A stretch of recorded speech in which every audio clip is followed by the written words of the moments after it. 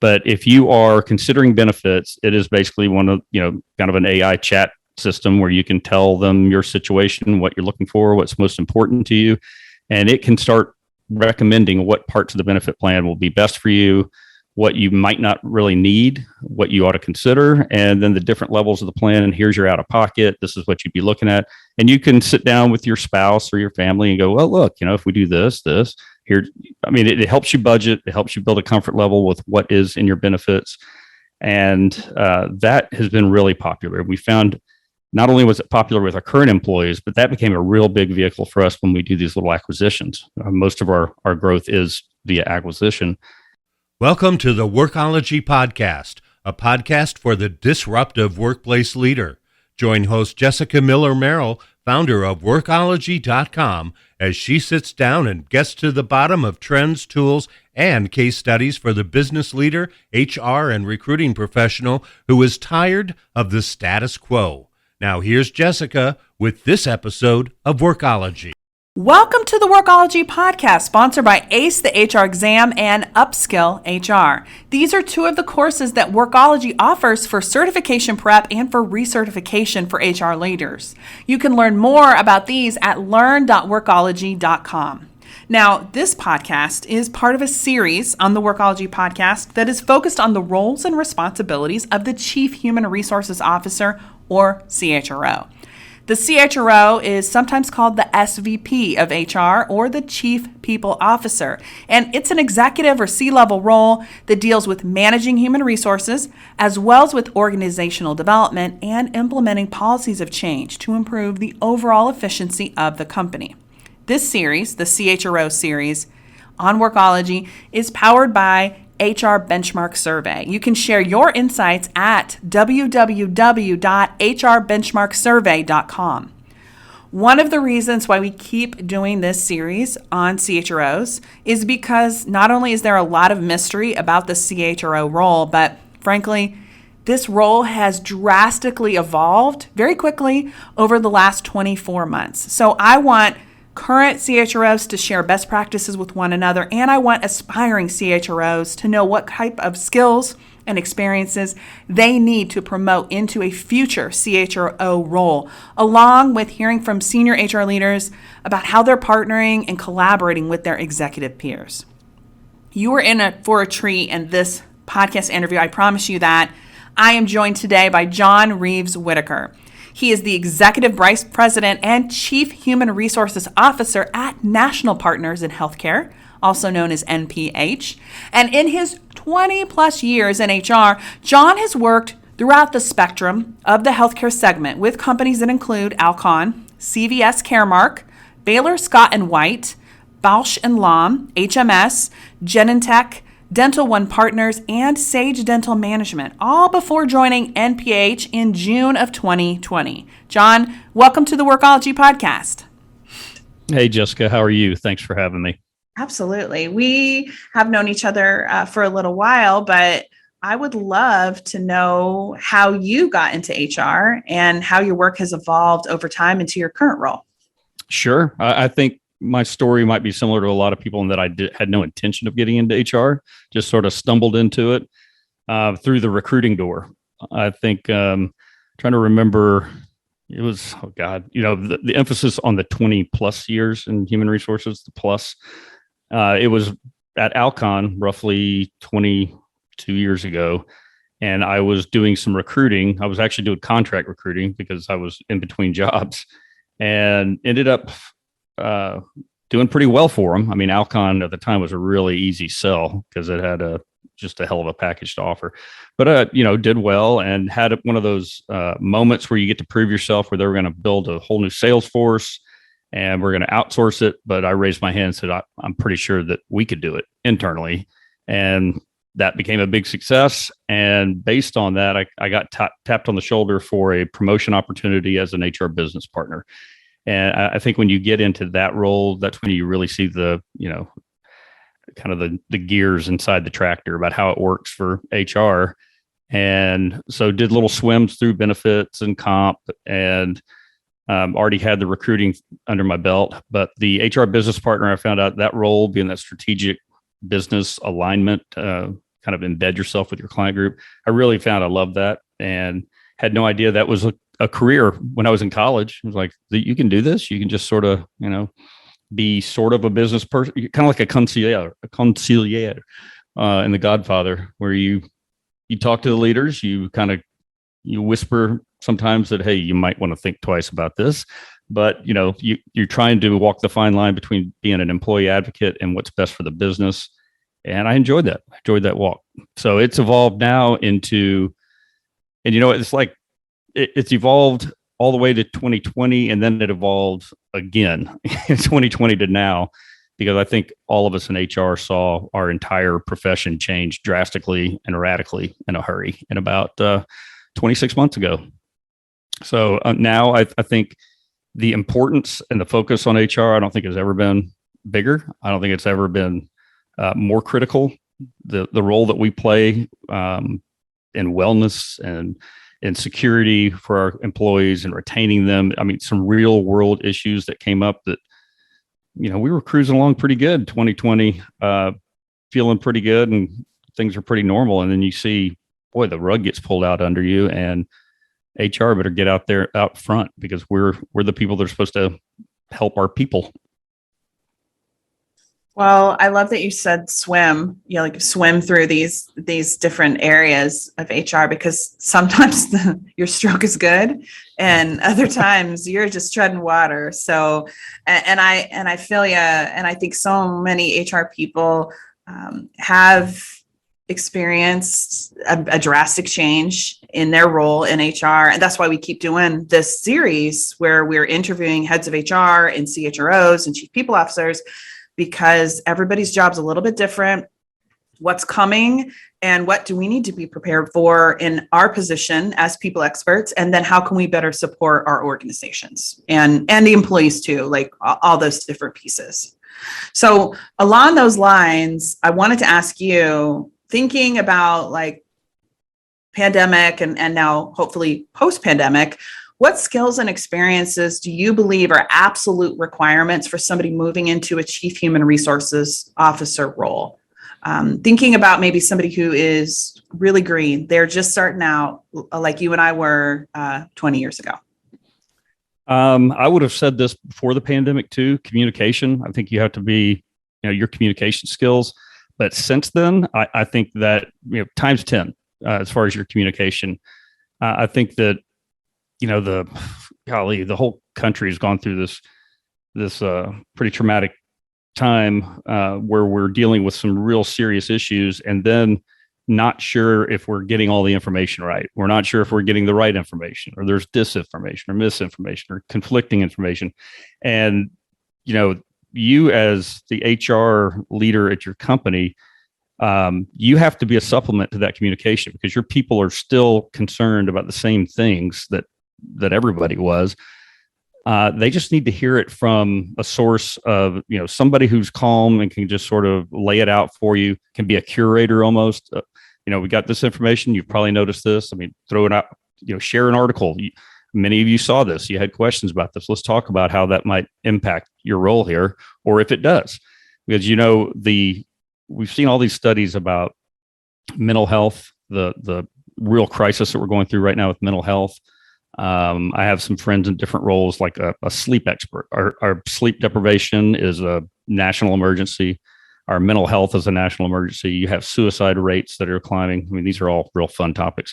But the fact is, you have all these people feeling all this angst. And when we got separated and we're working remote on top of that, HR, we have to go into people's homes now and comfort them and still try to build some sort of engagement with them, because whether we see them every day or not, they're still dealing with some of these big problems. So your communication skills have to be top notch, I would say, first and foremost. Well, I love communication. I do think it's more important. And you're right. We're working remotely. We're doing hybrid. We're doing it some in person.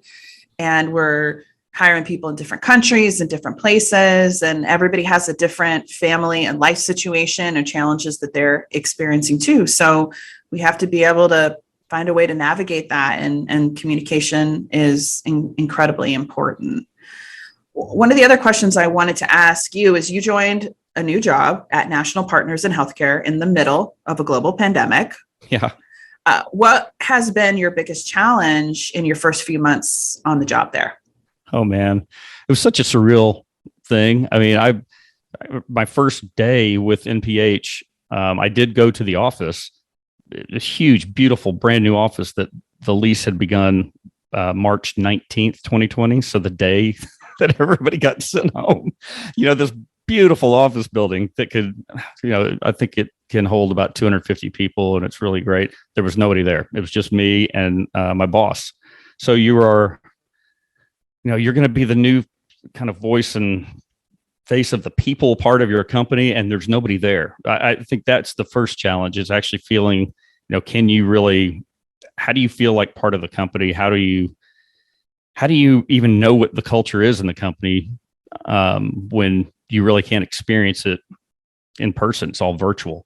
I think that was the biggest challenge initially, was just trying to capture what exactly is the culture, and what was the culture, because it's going to change. And you knew it was going to change immensely just based on the pandemic and a new virtual workspace. And I guess after the first couple months, we thought, well, it's temporary. And then after about month 12 and month 20, and,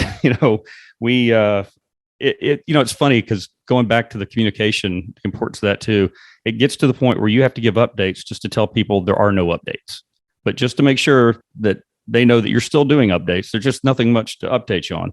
And that became part of the first, I guess, initiatives that I was going to take on, was what are the different ways that we can communicate to our employees that we are not currently doing?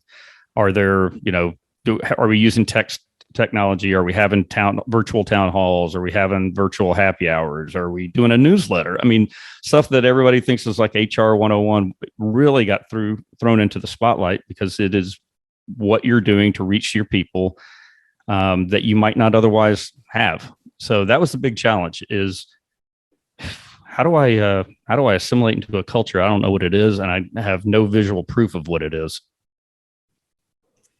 I feel like that's the reality for a lot of people right now, and will continue to be, because people don't want to go back to the office. We're recording this now. Apple is losing people, and some of the other tech companies, because they're saying, hey, we're going back to the office, and other organizations are scooping up those people. So I think we're going to have to figure out some sort of middle place where we have a culture online and in person, or just online or just in person. And how do we as HR leaders communicate effectively, build culture and relationships, potentially in a digital space, in a permanent or semi-permanent way? Yes, I do. I think that's a real good point. And just the information that we use to make our decisions becomes more important too. So you have to open up where you're getting your information. And again, it goes back to that curating of things. There's a lot of, you need to gather all the information, somehow make it palatable and digestible for your people. I feel like you have an advantage over others, and just for some background of how we met online. Mm-hmm. We met on the internet, on Twitter, and various places. So you're familiar with the digital space and accessing information and communicating digitally, and particularly in places where you might not actually have met that person face to face. I feel like as an HR leader, head of HR, you have an advantage maybe that other HR leaders don't, because you have a comfort level and experience level with that too. That's true. It's funny because during the pandemic as well, I started just doing short videos and putting them out to the employees, just filming, baseball cap, just to let them know, because there was so much information. You remember at the beginning of the CARE Act and all this type of stuff. And what does this mean to me? And what is a furlough, for God's sake? Nobody in our generation had heard of a furlough. What is a furlough? That sounds like something from the 50s. But yeah, so I started doing that. And yeah, there was a comfort level in that.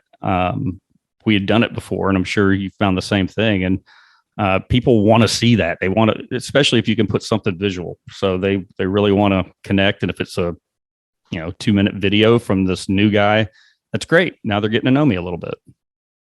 Wow. I I think that the fact that you have your podcast and as a blogger and all the things that you have done digitally, it is definitely something that hopefully employees felt more at ease. They felt like they knew you, that you were really approachable, and that you were sharing information in a way that worked for them.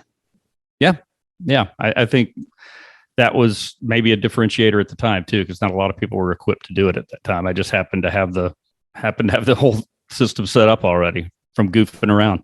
Yeah. Well, hey, goofing around can pay off. I feel like the pandemic started, and then I decided to do this series, the Chief Human Resources Officer series, where I just interview Chief People Officers, VPs of HR. And pre-pandemic, trying to get a practitioner who's the head of HR on a podcast was really a challenge. But I think that as we became more comfortable with Zoom and these digital virtual meetings and the technology, it's been a lot easier for me to pick up the phone or send a LinkedIn message or whatever and say, hey, I'd love to have you on the podcast. Even for people who it's their first time, which I just recorded a podcast interview, and it was the Chief People Officer's first time on a podcast. Wow. I know it's funny you said that, and maybe because, again, we're living in this world a little bit with the comfort level, but you will talk to somebody and they'll say, well, I've never done that before. And you're like, really? I thought everybody done it now. It's just sort of, but it's not, but people are open to it now, whereas before maybe they weren't. I mean, not too long ago, I had a very nice woman named Daphne. We sent out an email talking about one of our HR certification prep resources. We have practice test questions available for SHRM and HRCI test takers.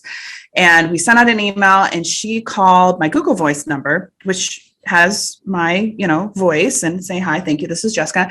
And she said, I want to make sure you're a real person before I put in my credit card number to purchase this test question. And I want to know who you are and why you know these things. Huh. And so I called her, and she was very wonderful, and I answered her questions, and she asked me, how do I know how to do this? Have I worked in HR? Am I a scammer from another country? Like, am I a Nigerian prince? The answer is no, Daphne, I am not. I live in Austin, Texas, and I've been in HR for over 20 years. But it was a good reminder that everybody comes from technology adoption or understanding from a different place. And it's important for us to be open to that, whether it's HR leaders or employees who are just starting out at our companies. Yeah, you're right. And I think it's critical too, if you are an HR person, HR leader in your company, and the other senior leaders on your team aren't comfortable with that, I think you kind of help them with that, because nothing makes a bigger impact to the employees that we found than, you have a different leader sort of share their 2 cents for the month, and have a featured leader that they might not ever hear real thoughts from otherwise. Let's take a reset. My name is Jess Miller Merrill, and you are listening to the Workology podcast, sponsored by ACE the HR Exam and Upskill HR. We're talking about CHROs with John Reeves Whitaker. He's the EVP and CHRO at National Partners in Healthcare. This CHRO podcast series on Workology is powered by HR Benchmark Survey. You can take the survey at hrbenchmarksurvey.com. Benchmarking and data is crucial to HR leaders. Workology's HR Benchmark Survey is an always-on survey, and just by taking the survey at hrbenchmarksurvey.com, you're signing up to get comprehensive quarterly results, white papers, and other research from the survey right to your inbox. It takes 10 minutes or less to complete. Visit hrbenchmarksurvey.com. Well, let's switch gears a little bit. I want to talk about something that you're using called NPS. So Let's talk about what that is and the impact of the feedback that led you to develop that. Yeah, ENPS, and Employee Net Promoter Score is ENPS. And Net Promoter Score, I think a lot of us are familiar with as consumers, where you get that text immediately after leaving a store and said, hey, based on your shopping experience, how likely are you to recommend this store? 1 to 10. And it's cool because it's simple. It's one question, and it's pretty clear. 1 to 10, 10 being the best, 1 being the worst, and all that. So companies started utilizing this a little as an engagement survey with their employees. And I like that idea, because I know sometimes you can get survey fatigue, and just response ratio. And we deal with a lot of clinicians too, and getting clinicians to stop and answer a survey is just ain't going to happen. So what could we do? Well, we could do this net promoter score, and that way twice a year, we scheduled it twice a year, we can just get a pulse on the company. And our one question is, how likely are you to recommend NPH as a great place to work to a friend, family, or colleague? That's it. And the way they do scoring on an ENPS is your overall score can be anything from a negative 100 to a positive 100. Anything that's in the positive is better than anything in the negative. The higher you get, the better. And you're going to see a good score would be in the teens or the 20s, maybe the 30s even. So we didn't know what to expect. In our first survey, we did it. We got a 16. We were happy. We're like, okay, that's cool. But within that, you can see which groups are either pulling that number down or which groups are really picking that up. And that was our benchmark. So based on that, I mentioned it's a one question survey, but there are two additional optional open-ended questions about what do you see as our biggest strengths as a company? What do you see as our biggest opportunities for improvement? And the participation on that, if you answered the first question, chances are about 9 out of 10 that the people went on and did that as well, which was great because that's where you get a lot of gold. Now, sometimes you get, feedback like compensation. And you're like, wait, was that something we're good at, or was that, just a one world answer? But we would get things from people that were really helpful. And you have employees that were offering real examples in their feedback about this is something that we see. It really would be cool if, we had more communication vehicles. This was early on that we realized we are not getting the word out to our people very much. And that manifests itself in a few different ways, because we also knew that benefits now with our health and benefits is more important than ever, because people were really concerned about making sure their insurance and what's available to them. So what ended up happening is a couple of things launched. We did do a newsletter, and we did implement text technology so we could get to our people, get messages to our people. That was pretty easy. But then we also realized that we could utilize some AI.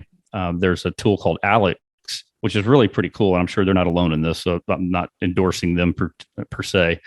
But if you are considering benefits, it is basically one of, kind of an AI chat system where you can tell them your situation, what you're looking for, what's most important to you.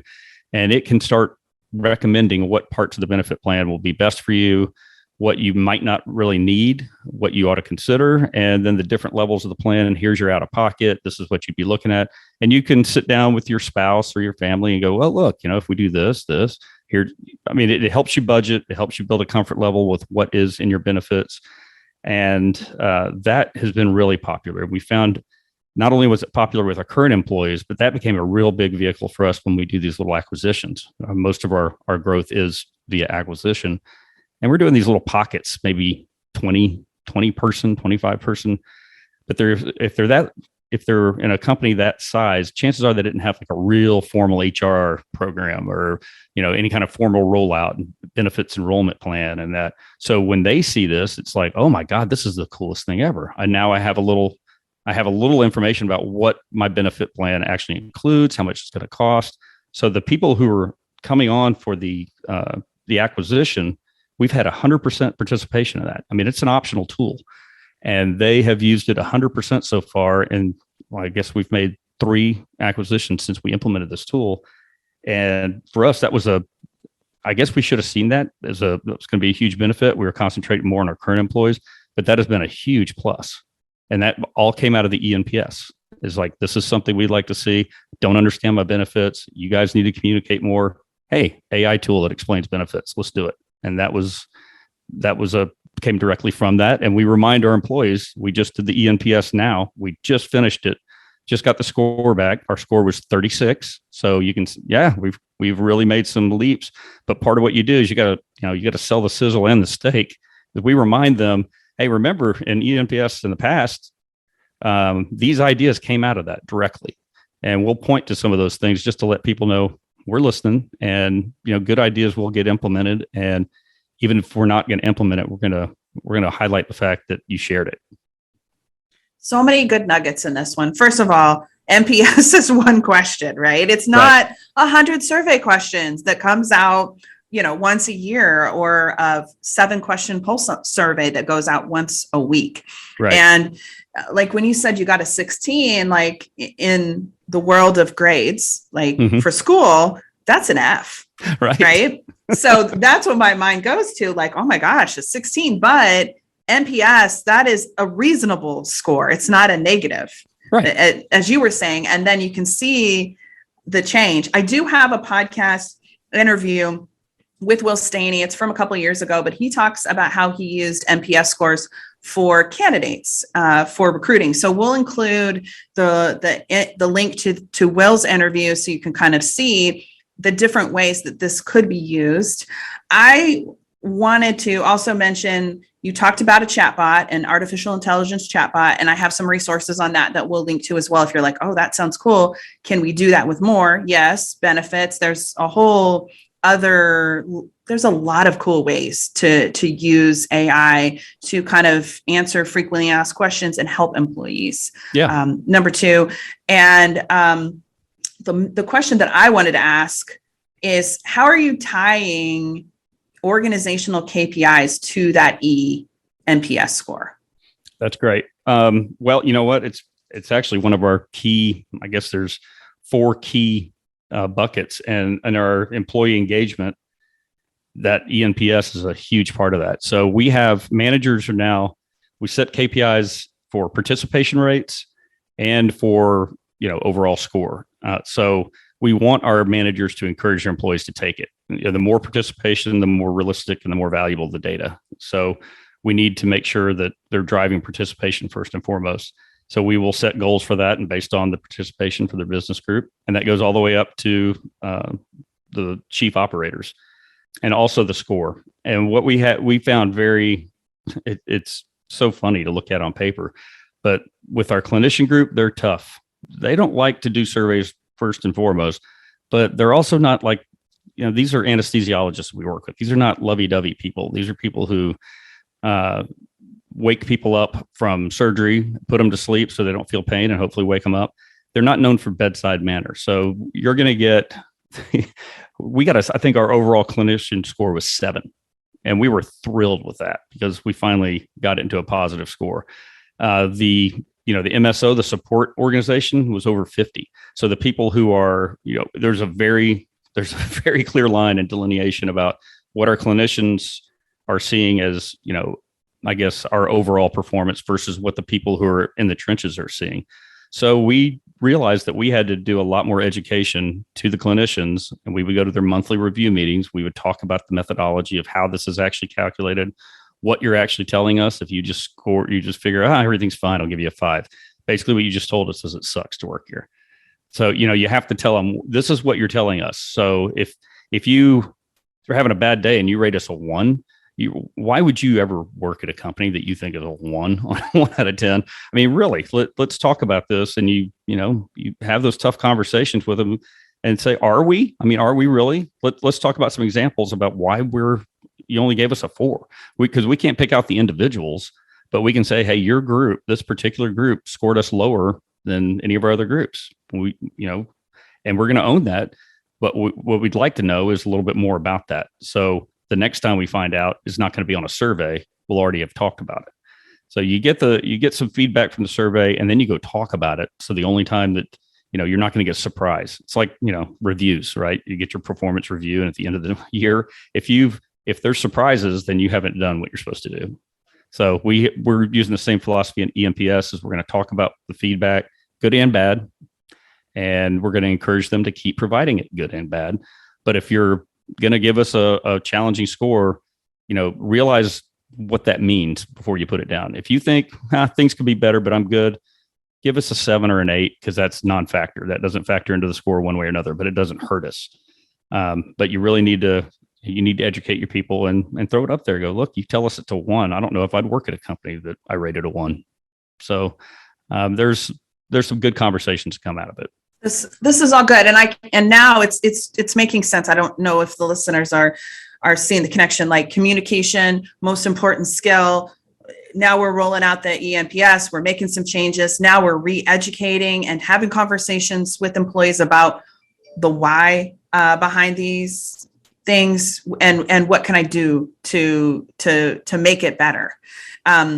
I have often said that HR people are really, in a lot of ways, PR people internally, because a lot of what we have to do is remind people and walk them through all the things that we did that we have been communicating, but they're busy and not everybody reads all our emails, shocking, or listens to all the announcements, or they're doing other things.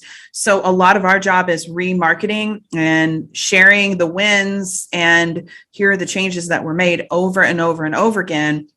I often did this like 3 months, starting 3 months before we did our employee surveys when I was in corporate, the 100 question surveys, because we had new people. And then B, some people just don't remember, or maybe they just missed that email or whatever that communication is. So communication, marketing, public relations, like HR really is becoming more and more like all the things.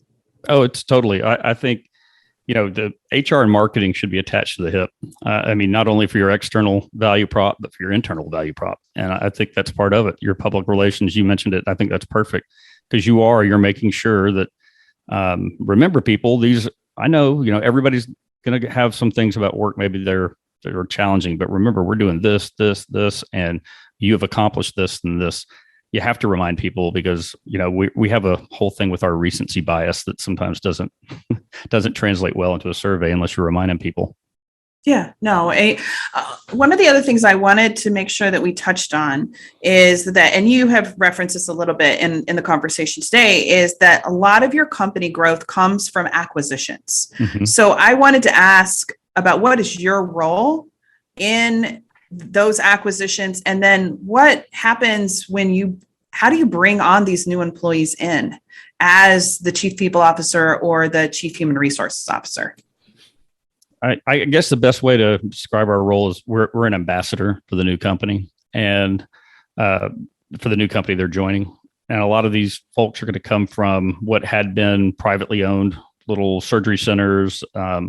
So there'll be a handful of anesthesiologists, some CRNAs, which is an anesthesiologist nurse, and maybe a few administrative type support. And they're all of a sudden, now you're part of a corporation, and that can feel kind of weird if you haven't been part of a organization. So one of the first things we do is we try to, pull back the curtain on, look, we're a corporation, but we're a series of little guys like you. I mean, we're not a big monster. All right. It's actually, it ties a little bit into our employee value prop is even in our acquisitions, we are huge on autonomy. We want our people to, if they have a culture they embrace in that little pocket, we're not going to go in there and blow it up. I mean, we'd like them to assimilate some of the overall values we have, but most of the time they do. But we don't want to go in there and impose our will on people. What we want to do is you want to go in and assimilate and offer them a chance to kind of assimilate into your culture at the same time. You also know what the big pain points are going to be. Anytime there is an acquisition coming up, you can bet people are going to know about their benefits and they're going to know about their pay. And you can't screw those up, first and foremost. And, I'll fall on the sword here. We have screwed that up before where we did not do a good job of communicating certain things to people. And, you will hear about it if it has to do with pay and benefits. So we are, trying to provide a comfort level with the transition. Transition is going to be seamless to you. It's going to be painless. Here's what it's going to look like now. I mean, even things like this is what your check's going to look like now. These are this is some of the internal lingo that you might hear because every company has their own acronyms.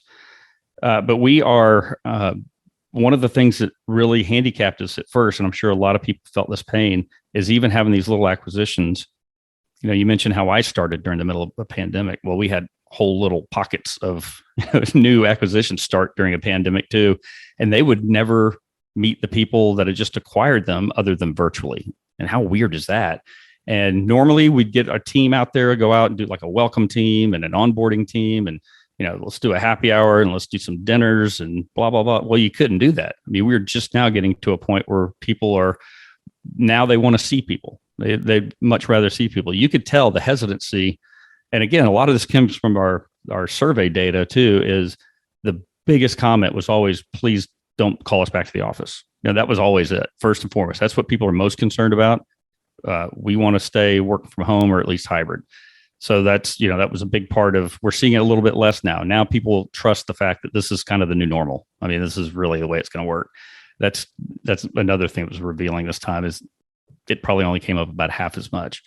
But with new pockets of the organization that don't know our history, then we have to educate them and tell them how we got to where we were. Because this was a 0% hybrid work environment 2 years ago. And now I'd say it's 90. So that's been a big change to us. What is the average size, like employee size of the acquisitions that you're doing? Just to give people a sense, it's not thousands upon thousands of people, right? No, it would be, I think an average one would be 20 to 40.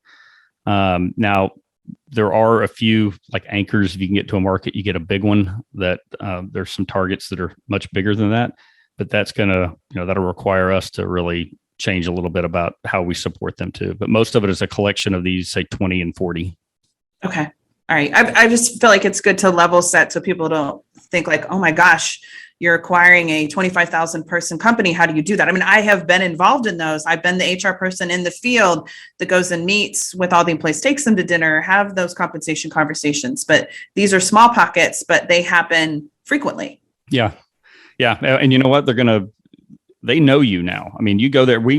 That's one of the traits of having these small acquisitions too, is you're going in and talking to the entire company. It's 12 people and you're actually probably going to know their names when you walk out of there. It's not, like you said, a 20,000 acquisition where you're going to know a few of the key leaders and you're just a face to the rest of them. I mean, these people will know you. They'll call you by your first name before you leave. So it's a lot more personal. I kind of like acquisitions like that better, frankly. Yeah. So that, they feel like you care. It's hard when you're dealing with I have worked a lot in retail, and a lot of the acquisitions that I was involved in were large retail stores, big box. And so you would go in and sit in the break room and have meetings with managers, and you were just the face. You didn't really know all the people and all the players. Yeah. And it's kind of like, remember Office Space with the two guys sitting there and the two Bobs. And, when you do these big acquisitions, in the back of everybody's mind is still okay, well, when are the layoffs going to begin? When are the redundancies? When you're doing these 20, 30 person acquisitions, they're all coming. They know that they're all coming. So that's a big dynamic that's different. I want to kind of go back to something you said earlier. You talked about your company's employee value proposition. So can you describe what your employee value proposition is there, and then maybe how it has changed or evolved over the last couple of years? Yeah. And, I think that hand in hand with the pandemic, I mean, it definitely changed our employee value proposition. We market the fact that we are a remote workplace now. That is a big thing, but you will have the option to do either. And, we have equipped our people to work from either home or the office. I think what I sell, and this is what it is selling when you're talking about recruiting, is our secret sauce is in our model, our financial model. Our CEO, he developed it. It's his pitch. It's brilliant. He's a brilliant guy. And our pitch is different. He created this after years and years of different companies. So we have a little bit different program that attracts a different type of client and a different type of employee. We want people to remain entrepreneurial. We want people to remain really. We'll pay you more, but we have high ambition, have a high motor, and want more responsibility. If you're, we will stay away from. And that sounds worse than it is. But if you're coming into a company our size, which is maybe 500 people, and it's private equity backed, and that every quarter somebody's going to expect to see the results, and that's different than going. I worked at CVS. That's different. It's if you have somebody that is working for a company big enough for them to hide in, it might not be the right environment to come to a place where people have their hair on fire, and they like it. That's part of what they like about it is you're going to have your bandwidth stretched. You're going to probably end up doing things in different departments and for other people that you might not have even considered because it's all hands on deck. So, and I think we sell that. We sell that we have a unique offering to our clients. So if you want to be part of something that we're offering to our clients that is unlike any of our competitors, if you want the flexibility with how you work and where you work, and if you want the opportunity to, upgrade your skill set considerably because of the things that you're going to be doing, this is a good place for you.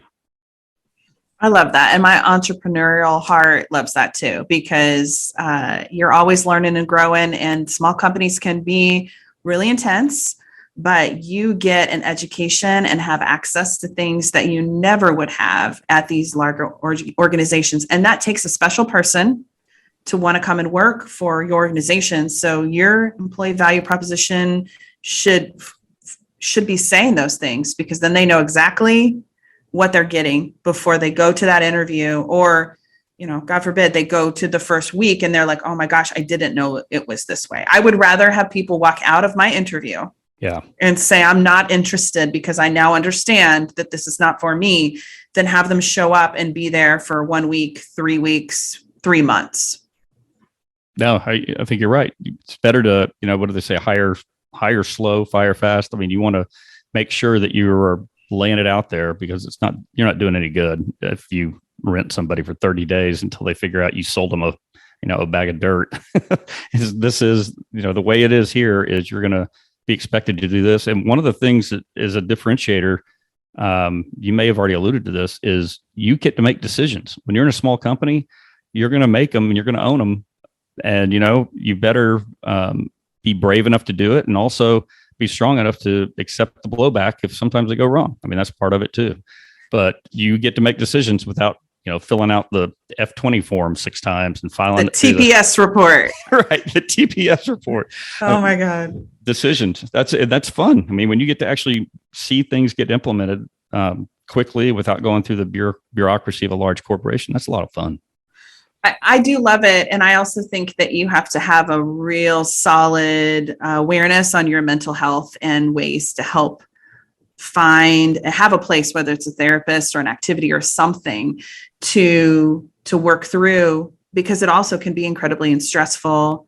A lot of different things moving. So you have to have outlets if you're going to be in that kind of environment. So if you're high anxiety and you don't have someone to talk to or a means to help eliminate or reduce that anxiety, probably not working at a small, fast-moving company like yours, like mine, is the right place for you.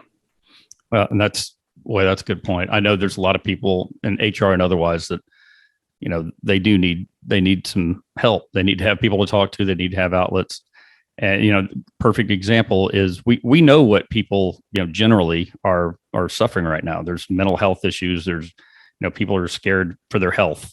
People are scared for their kids. Their kids aren't getting sleep. Their kids are, struggling. So you can preemptively try to address those types of things. Brought in I think I mentioned sleep scientists to talk to our people about, here's what your sleep's doing for you. Here's how you do it right. This is why it's important. And we're going to roll it out again this year as we get closer to back to school, when everybody's internal clock goes wingo. Because we know our people will want to hear it. It's one of the best attended things we've had. So, mental health, things that are relevant, just things are relevant. And you know what they are. It's just, are you going to do something a little bit different, bring it out and say, hey, this could fail, but I think this is going to be a huge hit.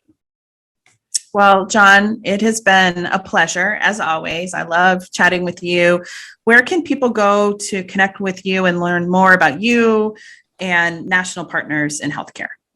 Well, for the company, it's NPHLLC.com. It's, pretty basic, but you'll see a little bit about our business model and our values and our leadership team. It's it's an interesting and diverse leadership team. We have a really strong group. For me, hook me up on LinkedIn.